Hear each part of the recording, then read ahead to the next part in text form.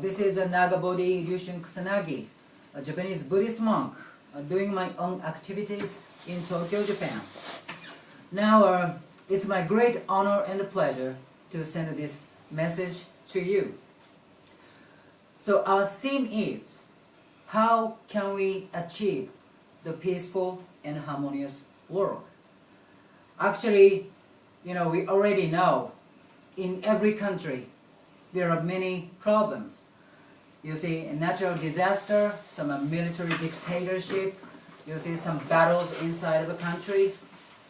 We always have problems, and our common goal is to achieve the peace. And that's the theme we are discussing today. So first of all, let's define the peace. What is a peace? No disaster, no war among nations. Well, sure they are. But what about the peace under oppression by military governments? I tell you my story in Myanmar.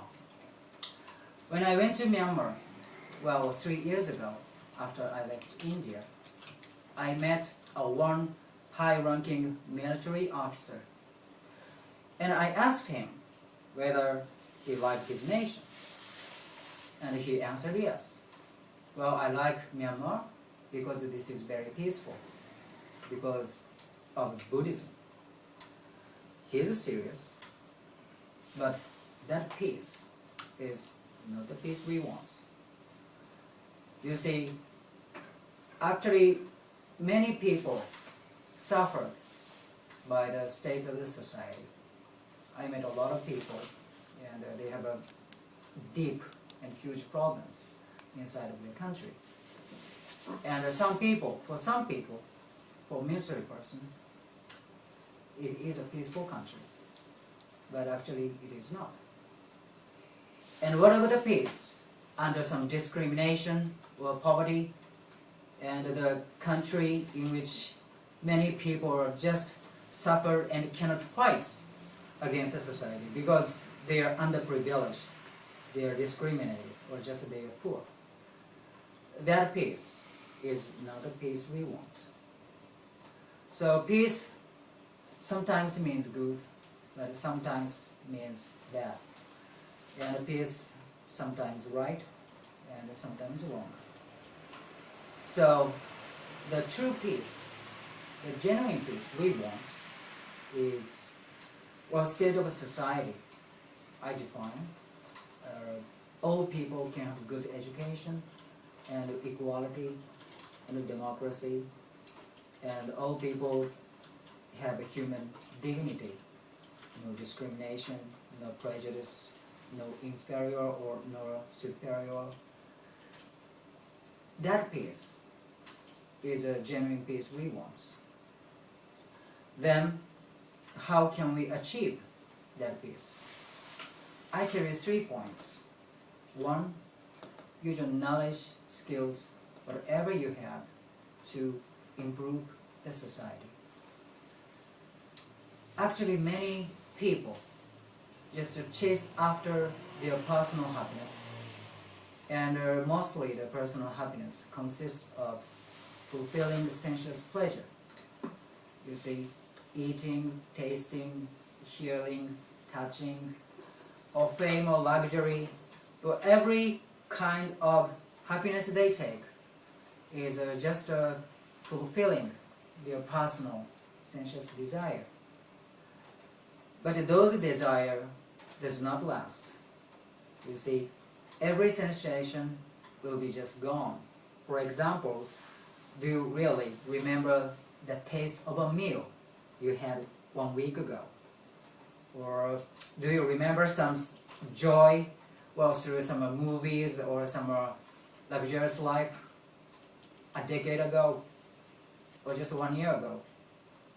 Sure you don't. So many people are just chasing after the sensuous pleasure, but actually they will be quickly dissolved. This is anicca, impermanence, according to Buddhism.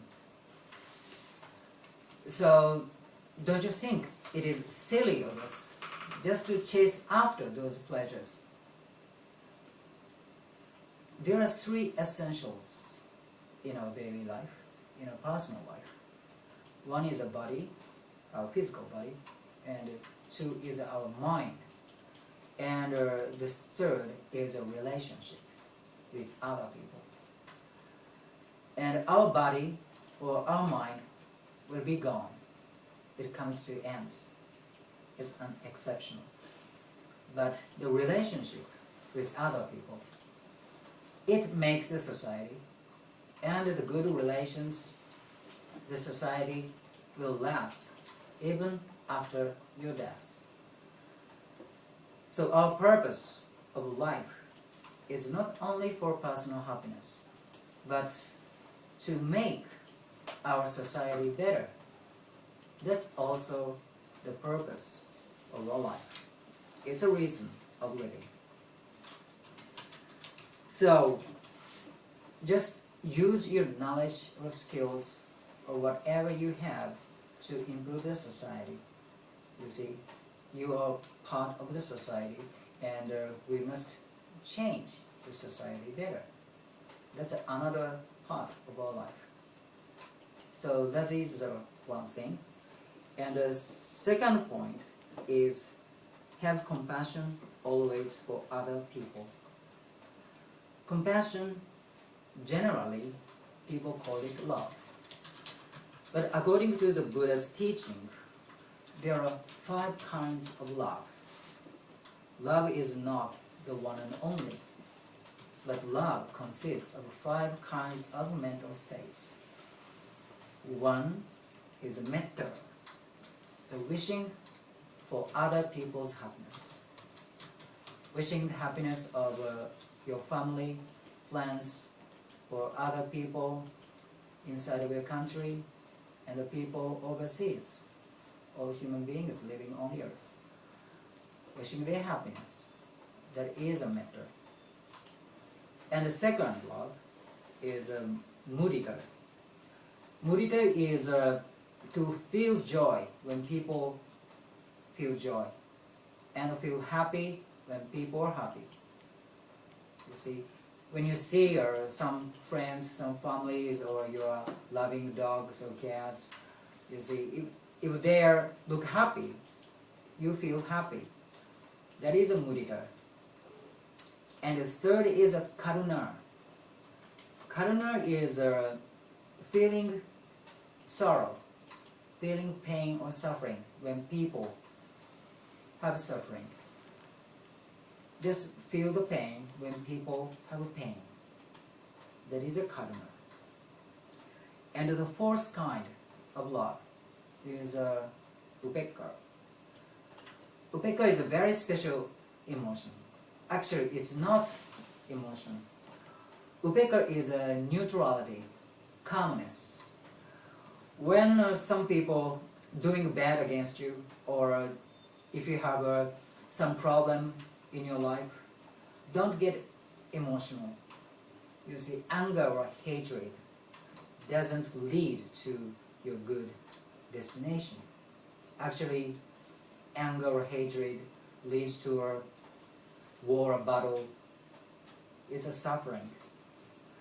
So upekkha is just to keep a neutrality, whatever happens. You see, and staying neutral and focus on what you should do to improve the situation. Concentrate on what you can do to change the situation into the better situation. That is upekkha. And the fifth, well, people take it love, but actually it's not the love. What is it? It is a desire. It's a personal desire. People feel love when they are loved, and people feel love when they are given, because they desire to be loved or to be given.